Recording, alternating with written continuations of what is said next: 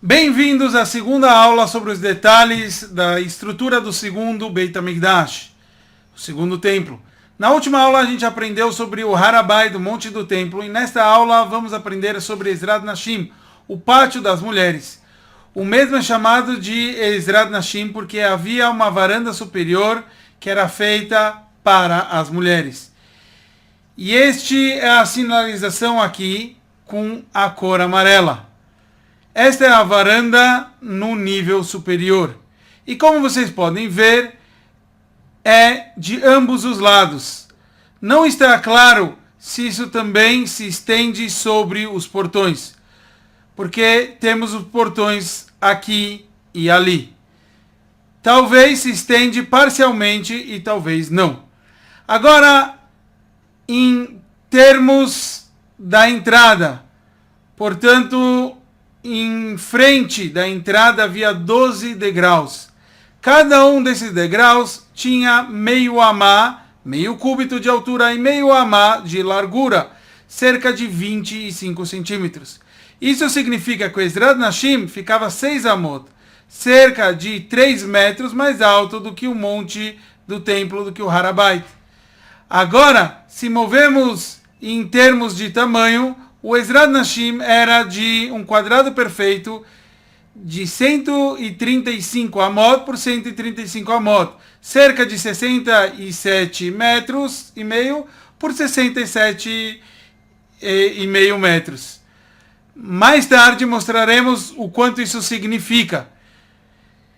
Então, como podemos ver, temos aqui esse quadrado nos cantos, que eram as lishkaot dos quartos, sendo que cada um deles era de 40 amot, 20 metros, por 40 amot, aproximadamente 20 metros.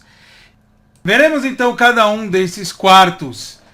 Aqui é o primeiro quarto, é do Nezirim, que eram aquelas pessoas que prometeram o Nezirato, eles cozinhavam seu korban, chamado de shlamim, e cortavam seus cabelos.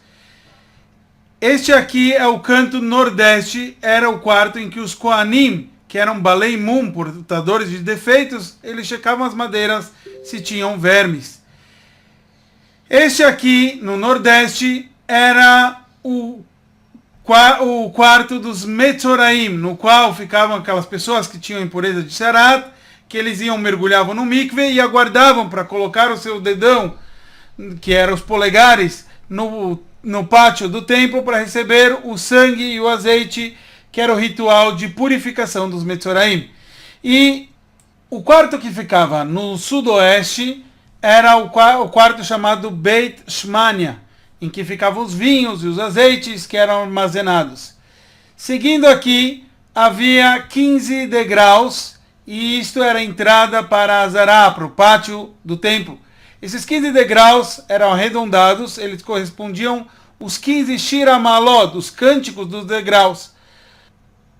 Cada um dos degraus tinha meio amá de altura e meio amá de largura. E ali os Leviim ficavam e tocavam as suas músicas.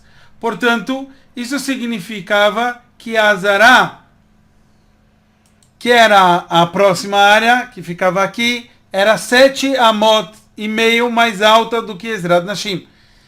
E havia 2 quartos embaixo da Azará, que cada um deles ficava ao lado dos degraus.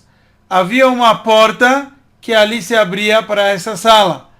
Podia ser salas separadas ou talvez fossem uma sala conectadas. Esta localização, que estava debaixo da Azará, onde os Levim armazenavam seus instrumentos de música. E finalmente havia um tribunal de 23 juízes que estavam na entrada da Azará, do pátio do templo, o que significava que os mesmos ficavam no lugar do Ezrat Nashim. Para obter uma visualização do tamanho do Ezrat Nashim e de cada uma das lishkaot, que eram esses quartinhos, como a gente vê na foto aqui, na Eastern Parkway, aqui temos a Union. É praticamente um quadrado completo até a esquina.